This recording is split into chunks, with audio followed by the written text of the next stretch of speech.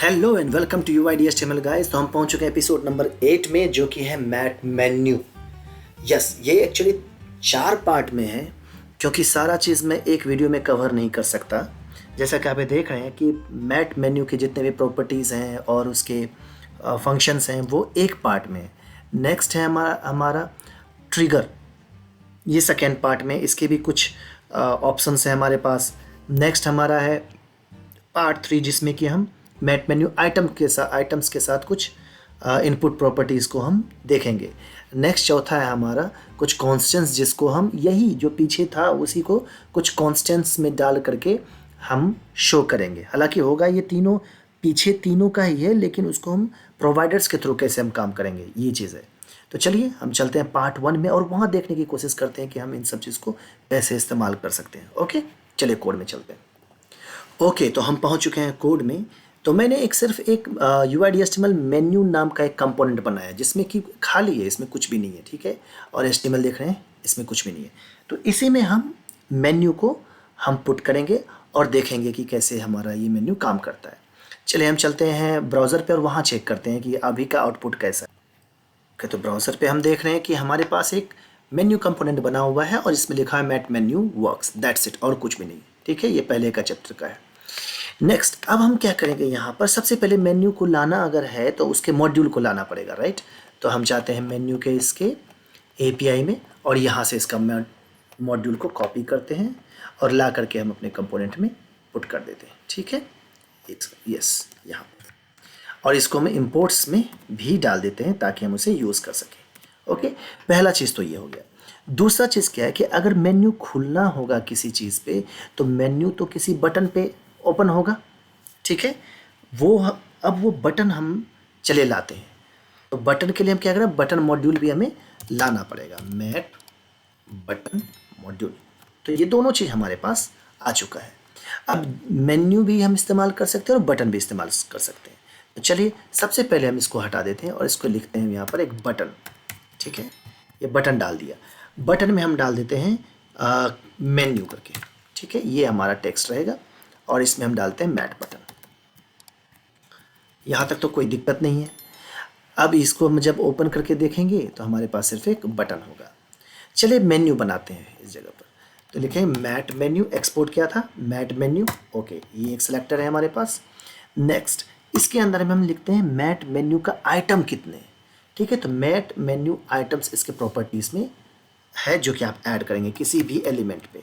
तो हम करते हैं बटन, ठीक है। एम बटन, मैट बटन हो गया हमारे पास। और इसके टेक्स्ट में डाल देते हैं आइटम 1, ऐसे डाल दिए, ठीक है। और मैट बटन के साथ हम क्या करते हैं, मैट मेन्यू आइटम। देखिए ये आइटम आपको यहाँ देना है, ठीक है। जब ये मैट मेन्यू आइटम जैसे डालेंगे तो ये ऑटोमेटिकली पीछे से CSS इसके ऊपर लग जाएगा। अब सीन क्या है कि आपको यहाँ पे मेन्यू दिखेगा नहीं कहीं। देखिए अभी कुछ प्रॉब्लम है, क्या है, क्या करें, multiple component match the tag name mat items and mat button. Okay, तो यहाँ पर एक्चुअली मैट बटन का जितना भी CSS होता है वो पहले से ही मैट मेन्यू आइटम्स के अंदर में फीड है, तो ये लगाने की ज़रूरत नहीं है, ठीक है। अभी आपका कुछ दिखेगा नहीं यहाँ पर, बस एक बटन ही है। अभी क्यों नहीं दिख रहा है, क्योंकि बटन को हमने मैट मेन्यू के साथ अटैच नहीं किया है, ठीक है। तो चलिए अटैच करते हैं। अटैच करने के लिए क्या करेंगे, इसको हम एक टेम्पलेट वेरिएबल देंगे। तो हैश, मैं यहाँ मान के चलता हूँ मेन्यू नाम से हमने दे दिया कि एक टेम्पलेट के वेरिएबल है। अब इस वेरिएबल को बटन के साथ अटैच करना होगा, तो इसका आएगा मैट मेन्यू ट्रिगर फॉर, किसके लिए हम ये बटन को ट्रिगर करा रहे हैं ये, और इसमें हम वही टेम्पलेट वेरिएबल को डाल देंगे मेन्यू। लेकिन जब ये वेरिएबल है तो हम क्या करेंगे, इसे हम स्क्वायर ब्रैकेट में डाल देंगे, क्योंकि तभी हम वेरिएबल आसानी कर सकते हैं, ठीक है, प्रॉपर्टी बाइंडिंग के थ्रू, ठीक है। हम इसको सेव कर दी। अब देखिए मेरा मेन्यू चलना शुरू हो जाएगा। देखिए बटन मेन्यू पे क्लिक करते हैं, आ गया आइटम 1। आसान था इस जगह पे, राइट। ओके, अब दूसरा, अब आते हैं इसके अंदर की प्रॉपर्टीज़ को ऐड करने के लिए। देखिए जैसे area described bye, area label और एरिया लेबल्ड बाय। एक्चुअली ये 3 इनपुट जो है हम इसलिए यूज़ कर सकते हैं क्या, ताकि हम स्क्रीन रीडर को बता सकें कि ये किस तरह का मेन्यू है, राइट। ये एक्चुअली HTML में हम पहले से भी HTML5 में यूज़ करते थे, डिफरेंटली एबल पर्सनस के लिए यूज़ कर सकते हैं। इसका मतलब आप ये तीनों को आप सिंपल ऐड कर सकते हैं प्रॉपर्टी बाइंडिंग के थ्रू। इनपुट में हम है, उसमें हम ऐड कर सकते हैं। जैसे कि अगर मैं इसके मटेरियल के यहाँ जाऊँ और एग्जाम्पल्स में जाऊँ, कोई भी एग्जाम्पल हम उठा लेते हैं। ये देखिए मैट एरिया लेबल है, ये बताता है कि ये जो मैट मेन्यू हमने बनाया है वो किस लिए बनाया है। तो चलिए ये हम मैट मेन्यू के बटन के ऊपर जा कर के हम फीड कर देते हैं, ठीक है। ओके, तो हम करते हैं एरिया लेबल, डिस्क्राइब्ड बाय है, एरिया लेबल डाल देते हैं, एरिया लेबल। अगर एरिया लेबल हमने डाल दिया तो ये हमारा इस जगह पर क्या है कि अगर मैं इस में जाऊं तो देखिए एक्चुअली ये अंडर द हुड ऐसे है, एलियास हमारा अलग दिया हुआ है। हम एक्चुअली इसको यूज़ करेंगे, यहाँ अंदर में ऐसे काम करता है बट ऊपर पे हम यूज ऐसे करेंगे। ओके, तो एरिया लेबल दे दिए और इसमें हम दे दिए मैं मान सकता हूँ लिस्ट ऑफ आइटम्स मेन्यू, ये डाल दिए, ठीक है। तो एक बता देगा कि ये जो आपका है लिस्ट ऑफ आइटम्स है, किस चीज़ का आइटम्स है, लिस्ट ऑफ एम्प्लॉय नेम, ये डाल देते हैं, लिस्ट ऑफ एम्प्लॉय नेम ये डाल देते हैं, ठीक है। लेबल हम कर दिए और इसके अंदर में एम्प्लॉय नेम में हम डाल देते हैं, चलिए यहाँ पर राकेश डाल दिए जगह पर, ठीक है। तो ये पता चला कि एम्प्लॉय का नाम इसके मेन्यू में आएगा, राइट। तो रीडर को भी पढ़ने में कोई दिक्कत नहीं आएगी। उसी तरह से आप डिस्क्राइब बाय भी कर सकते हैं और आप लेबल्ड बाय भी कर सकते हैं, डिस्क्राइब बाय और लेबल बाय। डिस्क्राइब बाय क्या होता है, ऐसा कंटेंट जिसको आप शो भी कर सकते हैं और उसको आईडी के साथ मैच भी कर सकते हैं, ताकि आपको प्रॉपरली डिस्क्रिप्शन आप दे सकें किसी भी मेन्यू को या किसी भी आइटम को। एरिया लेबल कर ही दिया मैंने, एरिया लेबल दिखता नहीं है बट डिस्क्राइब हम कर देते हैं। जैसे क्रॉस आइकन आता है तो फिर उसमें पता नहीं चलता ये क्रॉस किसके लिए, तो हम लोग उसको एरिया लेबल कर देते हैं। एरिया लेबल्ड बाय हमारा वो आईडी के साथ ही हम एसोसिएट करते हैं कि बहुत सारा एलिमेंट भी हम दिखा सकें। चलिए ये चीज़ तो अब HTML की बात है जो मोस्ट प्रोबेबली आप पहले जानते भी होंगे। नेक्स्ट आते हैं बैकड्रॉप क्लास। ये बैकड्रॉप क्लास क्या है एक्चुअली, बैकड्रॉप मतलब होता है कि देखिए जब मेन्यू ओपन है यहाँ पर क्लिक करेंगे तो मेन्यू गायब हो जाएगा। ओके, ये इसका मतलब यहाँ पर कुछ ना कुछ एरिया है जो इसको मेन्यू को ट्रिगर करा रहा है, राइट। तो हम बैकड्रॉप के ऊपर क्लास भी ऐड कर सकते हैं। तो चलिए हम ऐड करते हैं और बैकड्रॉप किस पे आएगा, मेन्यू के ऊपर आएगा, यहाँ मैट मेन्यू पे। इसमें लिखते हैं backdrop class, has backdrop class.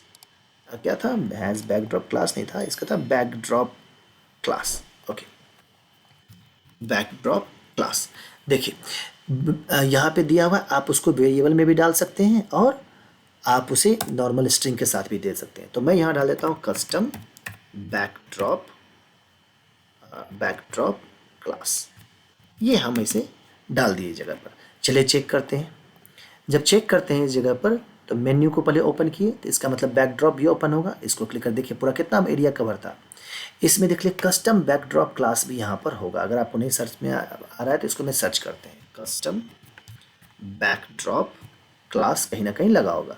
देखिए लगा हुआ है ना बैकड्रॉप क्लास, ये CDK में कस्टम बैकड्रॉप क्लास, ठीक है, ये लगा पड़ा है। ये CDK में भी होगा, कहीं और भी होगा कस्टम बैकड्रॉप क्लास। देखिए दो है, देखिए CDK में यही कस्टम बैकड्रॉप क्लास है जो काम करता है हमारा, जिसके ऊपर क्लिक होता है तो मेन्यू गायब हो जाता है। लेकिन इसको हम हटा भी सकते हैं, ठीक है। तो वो है हैज़ बैकड्रॉप करके। अगर हैज़ बैकड्रॉप को आप फॉल्स कर देंगे इस जगह पर तो आपको हैज़ बैकड्रॉप वो अब मेन्यू बटन से जब ओपन हो जाएगा तो बाहर से क्लिक करने पर गायब नहीं होगा, है ना, आसान। ये भी आपका क्लियर हो गया। नेक्स्ट हम आते हैं, ये भी हैव बैकड्रॉप हो गया। अब ओवरलैप ट्रिगर, ये क्या होता है। अभी देखिए जब मैं बटन पे क्लिक करता हूँ तो मेन्यू मेरा बटन के जस्ट नीचे खुलता है। तो ओवरलैप ट्रिगर अगर आप डाल देते हैं यहाँ पर तो वो क्या होगा आपका, ये ओवरलैप ट्रिगर में देखिए तो हम ट्रू और फॉल्स करते हैं, ठीक है। इसको हम करते हैं ट्रू। ओवरलैप ट्रिगर से क्या होता है कि आपका जो मेन्यू खुलेगा वो बटन के ऊपर पे खुलेगा, वो ढक लेगा उसको। देखिए यही है। ओके, तो ये था ओवरलैप, ये भी आसान था समझना। नेक्स्ट है पैनल क्लास। तो पैनल क्लास देखिए, पैनल क्लास है लेकिन हम यूज़ करेंगे इनपुट के अंदर जो एलियास है उस पे यूज़ करेंगे। तो हम इसको क्लास भी डाल सकते हैं एक्स्ट्रा। चलिए यहाँ क्लास डालें। क्लास में हम क्या डालेंगे यहाँ पर, मान लेते हैं दे दिए कस्टम पैनल क्लास, ये डाल दिया हमने। चेक करते हैं ज़रा, हम बैकड्रॉप को हम ट्रू कर देते हैं। ठीक है, बैकड्रॉप हटा ही देते हैं। अच्छा, ट्रू कर देते हैं। चलिए, जैसे बैकड्रॉप आप लिखेंगे हैज़ बैकड्रॉप तो वो automatically by default has backdrop true ही रहता है। ठीक है, नल मतलब बैकड्रॉप होगा उस जगह पर, बाय डिफ़ॉल्ट में दिया हुआ। ओके, जब इसको मैंने क्लिक किया, अब देखते हैं इसके ऊपर कोई क्लास लगा है। हमने कौन सा क्लास लगाया था इधर, कस्टम पैनल क्लास। तो इसे हम जाते हैं और इसे सर्च करते हैं। क्या कस्टम पैनल क्लास है, 2 मैच कर रहा है। ठीक है, पहला कहाँ है, अभी 1 मैच कर रहा है। ये देखिए, ये टैब इंडेक्स में इसके ऊपर पैनल में लग गया। ये इसके पीछे एक पैनल है जिसको कि आप कुछ भी आप इसके ऊपर स्टाइल ऐड कर सकते हैं। जैसे बैक देखिए, शैडो है ना, गायब हो गया। ये चीज़ आप इसमें बैकग्राउंड डाल सकते हैं, बैकग्राउंड रेड कर दिए। तो ये पैनल क्लास हम यहाँ पर ऐड कर सकते हैं, जो कि बाय डिफ़ॉल्ट ऐसे हम ऐड नहीं कर सकते। ठीक है, आप इसे ओवरराइड भी कर सकते हैं। नेक्स्ट हमारा है इस जगह पर X position and Y position. देखिए, एक्स पोजीशन और वाई पोजीशन के लिए हम क्या करेंगे, इसको एक पहले, हालांकि इसकी ज़रूरत नहीं है, मैं आपको दिखाने के लिए कर रहा हूँ सिर्फ। डॉट बटन रैपर डाल दिया और इसको यहाँ से कट करता हूँ और यहाँ पर पेस्ट कर देता हूँ। और यहाँ पर मैं इसको लिखता हूँ button wrapper display flex justify content center. अब देखिए, यहाँ पर जब मैं सेंटर कर दिया, इसको जब क्लिक करूँगा तो ये बाय डिफ़ॉल्ट ओवरलैप के थ्रू आ रहा है। चलिए, ओवरलैप को भी मैं अभी थोड़ी देर के लिए हटा देता हूँ। ऐप कंपोनेंट को मैं हटा देता हूँ इस जगह से। ओके, इसको ओवरलैप को हटा देता हूँ। ओवरलैप ट्रिगर फॉल्स अभी कर देता हूँ। ठीक है, ओके, मेन्यू पे क्लिक किया, मेन्यू नीचे आ रहा है। लेकिन जब इसको हम यहाँ डालते हैं एक्स पोजीशन, अब इसमें क्या है, बिफोर एंड आफ्टर। जो अभी दिख रहा है वो आफ्टर है। इसको अगर मैं बिफोर कर दूंगा तो देखिएगा राइट से लेफ्ट आ जाएगा। देखिए किस तरफ से है, बिफोर पहले से स्टार्ट करो। अब वो आफ्टर था तो राइट से था, नेक्स्ट स्टार्ट करो, राइट तक जाओ। इसी तरीके से हमारे पास आता है वाई पोजीशन। वाई पोजीशन में अप एंड डाउन का बात फिर होगा। ये अप कर दूंगा अब तो मेन्यू हमारा ऊपर खुलेगा। ये देखिए, ऊपर की तरफ खुला। ठीक है, और इसी तरह से बिलो था तो बिलो तो जो नॉर्मल था तो वही आएगा जो बाय डिफ़ॉल्ट। देखिए बिलो। तो ये चीज़ें हमें, एक और चीज़ मैं बताता हूँ, यहाँ पर index.ts को भी हटाते हैं। इसे मैं text justify content flags start कर देते हैं। चलिए, अब यहाँ पर हम कुछ भी कर दें, हमारा मेन्यू ऐसे ही खुलेगा। क्यों? क्योंकि इसके बाद यहाँ पर जगह नहीं है इसको ओपन होने के लिए, जिसके चलते वो बाय डिफ़ॉल्ट वे में जैसा खुल रहा था वो ओवर राइट कर गया उसको। बिफोर था लेकिन फिर भी वो राइट साइड की तरफ खुल रहा है। ठीक है, ओके, इसका मतलब ये नहीं समझिए कि काम नहीं कर रहा है। ठीक है, ये काम कर रहा है। जैसे कि वाई पोजीशन का अबव डाले तो अबव हो सकता है वो खुल जाए। ये देखिए अबव खुल गया, वो इसलिए क्योंकि यहाँ जगह नहीं है। तो ये भी हमारा हो गया। नेक्स्ट हम आते हैं X position Y position. Y position मैंने दो बार लिख दिया, सॉरी फॉर दैट। ठीक है, इसको मैं हटा देता हूँ।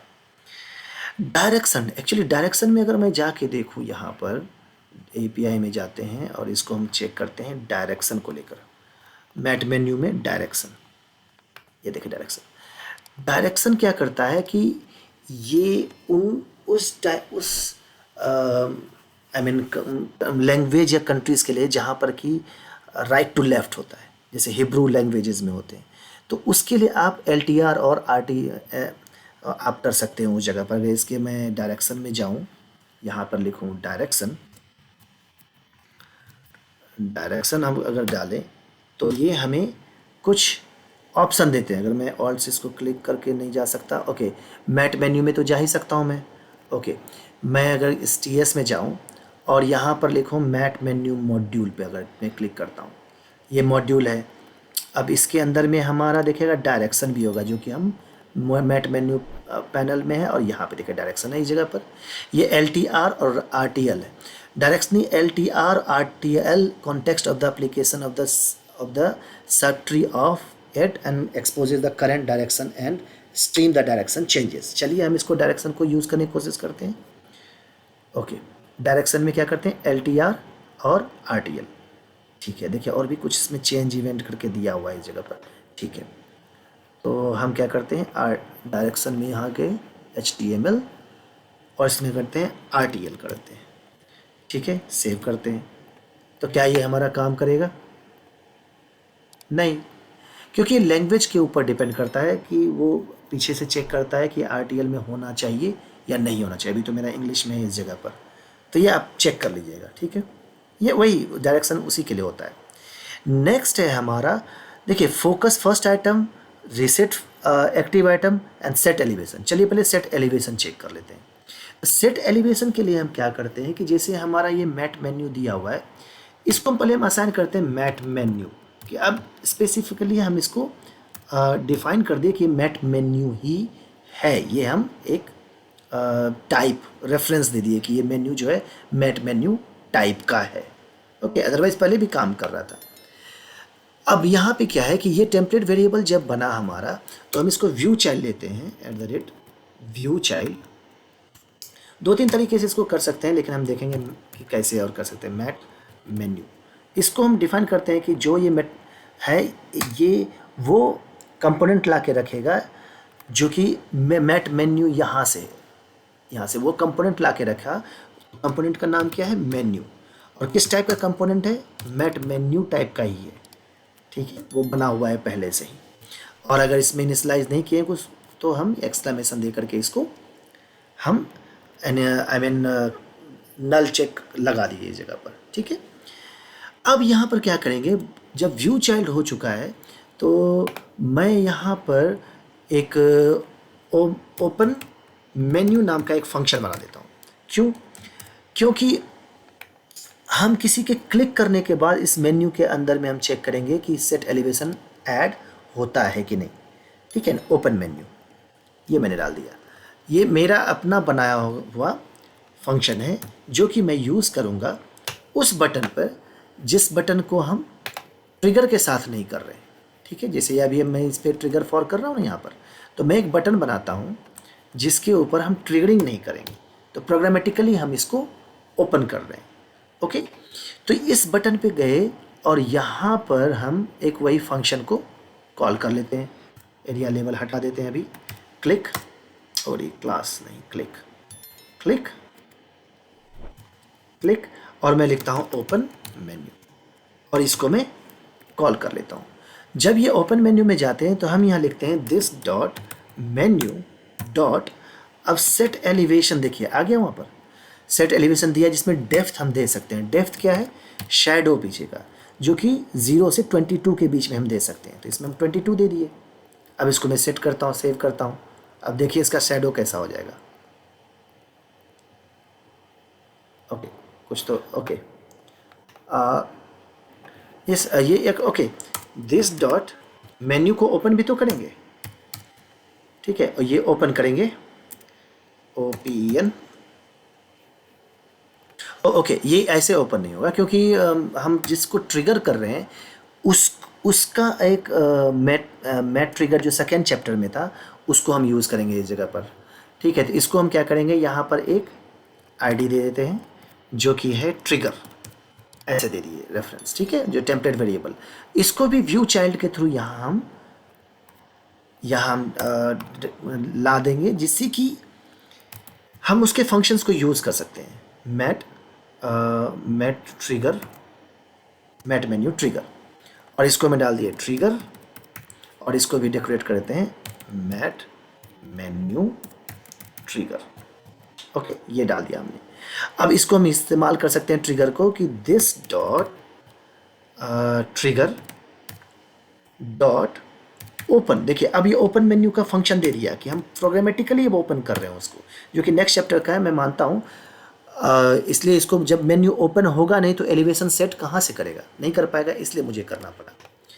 तो ठीक है, मैं यहाँ पे जाके देखता हूँ। अब मेन्यू को क्लिक करता हूँ, देखिए अब इसके शैडो को देखिए, कुछ डिफरेंट आपको लग रहा है, कुछ डिफरेंस तो लग रहा है। एलिवेशन सेट हो गया ना इस जगह पर। ओके, मैं इसको रीलोड करता हूँ थोड़ा सा, अब इसको मैं मेन्यू पे क्लिक करता हूँ, इसका शैडो कैसा हो गया, गड़बड़। अब इसको देखिए थोड़ा सा हाईलाइट, अभी एक बार सेट हो गया तो सेट हो गया उस जगह पर। तो ये चीज़ है जो कि हम आपको बताया सेट एलिवेशन शैडो के लिए। देखिए रीसेट एक्टिव आइटम्स में क्या होता है कि आप चलिए 3-4 और ये मेन्यू बढ़ा देते हैं, इस जगह पे बटन को बढ़ा देते हैं, 1 2 3 4 ऐसे कर देता हूँ। राकेश, महेश, सुरेश, अमित, चलिए डाल देते हैं, ठीक है। अब इस जगह पर आप अगर प्रोग्रामेटिकली किसी को मान लीजिए कोई सेलेक्टेड है और प्रोग्रामेटिकली चाहते हैं कि वो फर्स्ट से ही शुरू हो, तो अगर मैं यहाँ पे टैब प्रेस करता जाऊँ, ये देखिए मेन्यू पे आया, क्लिक किया तो पहला ऑटोमेटिकली सेलेक्ट होता है। तो ये वाला बिहाइंड द सीन जो है फोकस फर्स्ट आइटम, ये कॉल हो जाता है बिहाइंड द सीन, ठीक है, पहले से ही दिया हुआ है। तो अब नेक्स्ट में जाता हूँ, इस पर क्लिक करता हूँ, एंटर, तो ये पहला जैसे ही ओपन हुआ फर्स्ट वाला कॉल हो जाता है। तो ये मैं सिर्फ आपको बताने के लिए बोला कि फोकस फर्स्ट आइटम शुरू हो जाता है, फिर एरो से आप इसे अप एंड डाउन कर सकते हैं। तो ये मेन होता है यूज़र फ्रेंडली के लिए जो फंक्शन दिए हुए हैं आपके पास, ये दोनों मोस्टली हम लोग ज़्यादा कम ही यूज़ करते हैं इसको। और अब रीसेट एक्टिव आइटम्स में क्या होता है कि आपका एक्टिव आइटम, मान लीजिए आपने एक्टिव आइटम कोई लगा लिया इस जगह पर, मान लेते हैं इसको दे दिए फोकस आइटम, डाल दिए इस जगह पर, ओके। अब फोकस आइटम को फोकस करना है तो मैं टीएस फाइल में जाऊंगा और इसको यहाँ पर व्यू चाइल्ड, इसको भी कॉपी कर लेता हूँ और यहाँ डाल देता हूँ, इसमें लिखता हूँ व्यू चाइल्ड। अब वो तो नॉर्मल एक व्यू चाइल्ड है जिसको कि हम मैट मेन्यू आइटम में रखेंगे, राइट। तो इसको हम एलियास में डालते हैं, फोकस जो नाम दिए थे उसको फोकस आइटम यहाँ डाल दिए इधर, इसको भी फोकस आइटम करते हैं। आप कोई भी नाम दे सकते हैं इस जगह पर, कोई दिक्कत नहीं है। और ये ट्रिगर ना हो करके ये हमारा होगा मैट मेन्यू आइटम, क्योंकि मैट मेन्यू आइटम है वो, ओके। इस जगह पर अगर देखेंगे तो है ना, मैट मेन्यू आइटम है ये। तो यही हमको इसको टाइप कास्ट करना पड़ेगा, मैट मेन्यू आइटम। अब चलिए इसको फोकस करते हैं, जिसको हम फोकस करेंगे इस जगह पे है this dot focus menu item dot focus. और इसको फोकस में क्या करेंगे, प्रोग्रामेटिकली फोकस करेंगे। देखिए आगे में दिया हुआ है कि फोकस ओरिजिन है, इसके बारे में बहुत पहले वीडियो मैंने बनाया है एंगुलर में। तो ये हम यहाँ पे करेंगे प्रोग्राम के थ्रू। देखिए आगे हमारे पास कीबोर्ड, माउस, टच जो भी है, तो इसको मैं प्रोग्रामेटिकली इसको फोकस कर देता हूँ। अब ये दूसरा नंबर हमारा फोकस हो जाएगा। देखिए क्लिक करते हैं, टैब टैब टैब करते हुए गया मैं, ओके कम, tab tab tab tab tab. अब इसको मैं सेकेंड वाले को ओपन करता हूँ, देखिए मुकेश वहाँ पर प्रोग्रामेटिकली, अब एरो से हम ऊपर नीचे कर सकते हैं। लेकिन ये तो मेरा कंप्लीट हो गया। नेक्स्ट क्या है, रीसेट एक्टिव आइटम। यही रीसेट एक्टिव आइटम जो है वो काम आता है जब मान लीजिए कि आपने फोकस ये कर दिया, तो यहाँ पर मैट मेन्यू जो है दिस डॉट मेन्यू, इसको हम रीसेट कर देते हैं, रीसेट एक्टिव आइटम, और उसको हम डाल देते हैं प्रोग्रामेट, हालांकि इसमें प्रोग्रामेटिकली नहीं होता, वॉइड है वो रीसेट एक्टिव आइटम। अब देखिएगा इससे पहले कि मैं इसको सेव करूं, यहाँ पर हम कैसे जाते थे, टैब से किए। अब जो महेश अगर सेलेक्टेड है, अब मैं एरो करूँगा तो महेश से ही नीचे जाएगा, ओके, ये चीज़ है। लेकिन जब रीसेट एक्टिव आइटम यहाँ कर देते हैं तो ये हमें फर्स्ट से नीचे लेके आएगा। देखिएगा टैब पे गया, यहाँ से एंटर किया, अब मैं जैसे करूँगा तो राकेश सेलेक्ट होगा, देखिए ये चीज़। तो ये रीसेट एक्टिव आइटम ये काम करता है। ये चीज़ें थी हमारे इस मैट मेन्यू में पार्ट 1 में। एक और चीज़ मैं मिस कर रहा हूँ जो कि है क्लोज मेथड है। अगर मैं इसको क्लोज मेथड यहाँ लिख दूँ तो क्लोज मेथड हम यूज़ कर सकते हैं यहाँ पर। क्लोज्ड, अगर अब क्लोज या क्लोज ऐसे क्लोज है, यस क्लोज्ड डी, ये एक आउटपुट है इसका। देखिए क्लोज है इस जगह पर, इवेंट है। इसका मतलब अगर कोई क्लोज हो चुका है कोई भी चीज़ मैट मेन्यू पे, तो उसे आप एक्सेस, आपको कैसे नोटिफिकेशन होगा कि ये क्लोज हो चुका है। तो चलिए हम लिखते हैं ऑन मेन्यू क्लोज्ड, ये डाले एक फंक्शन और इसको हम फंक्शन बनाते हैं इस जगह पर। जब इस जगह पे गए ऑन मेन्यू क्लोज का एक फंक्शन बना देते हैं। तो यहाँ पर हम क्या करते हैं, लिखते हैं console डॉट लॉग, सिर्फ ये देखते हैं कि क्लोज होने पे हमें कंसोल देता है कि नहीं।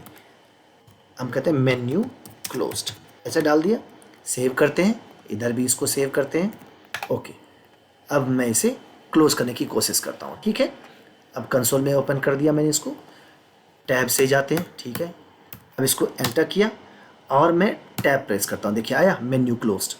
तो आप मेन्यू जब क्लोज होता है उसके ऊपर अभी आप इवेंट कर सकते हैं बहुत आसान तरीके से। ओके, तो ये चीज़ था हमारा मैट मेन्यू पार्ट 1 में। ओके, एक और चीज़, अगर ये हमारा क्लोज हो चुका है तो क्यों ना हम इस जगह पर क्यों किस तरीके से क्लोज हुआ है वो भी हम डाल दें। अगर हम यहाँ इवेंट डालते हैं, डॉलर इवेंट, अगर मैं इवेंट यहाँ से डाल दूँ तो आप यहाँ इवेंट एक्सेस कर सकते हैं इस जगह पर। ठीक है, इसमें लिखते हैं, मान लेते हैं डॉलर इवेंट ही डाल देते हैं।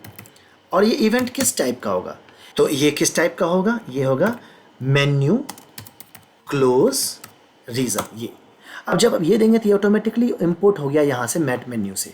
अब इसको देखते हैं इवेंट को क्या हमें देता है, यहाँ पर डॉलर इवेंट में डाल देता हूँ इस जगह पर, देखते हैं रीज़न क्या देता है। तो चलिए सेव करते हैं दोनों फाइल को, इसको भी इसको सेव करते हैं। यस, दोनों सेव कर दिया। अब अगर मैं चेक करूँ इस जगह पर कैसे, टैब से जाता हूँ और इसको मैं करता हूँ ओपन हो गया और टैब करता हूँ, देखिए मेरा टैब वहाँ दिया, शो कर दिया इस जगह पर। यस, अगर मैं मेन्यू पे क्लिक करता हूँ और फिर सुरेश पे क्लिक करता हूँ तो बताता है आपने क्लिक करके बंद किया है। ठीक है, तो इस तरह से आप किस इवेंट से उस मेन्यू बंद हुआ है ये भी इंफॉर्मेशन आप गेट कर सकते हैं। तो ये था हमारा मैट मेन्यू का पार्ट 1, जिसमें कि मैट मेन्यू के बारे में हमने जाना कि क्या क्या चीज़ हम कैसे कैसे सेट कर सकते हैं। नेक्स्ट चैप्टर में हम जानेंगे कि मैट मेन्यू ट्रिगर को लेकर के, इसमें है ना मेन्यू ओपन हुआ, डायरेक्शन हुआ, रिस्टोर फोकस वगैरह, ये सब कुछ है। ठीक है, तो ये चीज़ें हम जानेंगे। बने रहिए हमारे चैनल के साथ और प्लीज़ लाइक एंड सब्सक्राइब करिए, क्योंकि इतना डीप में जनरली कोई नहीं बताता है। तो प्लीज़ अगर आपको अच्छा लगे तो कुछ कमेंट कर दीजिए, अगर लगे कि हाँ कुछ और इम्प्रूवमेंट की ज़रूरत है तो कमेंट मोस्ट वेलकम। चलिए फिर मिलते हैं नेक्स्ट वीडियो में, तब तक के लिए बाय बाय।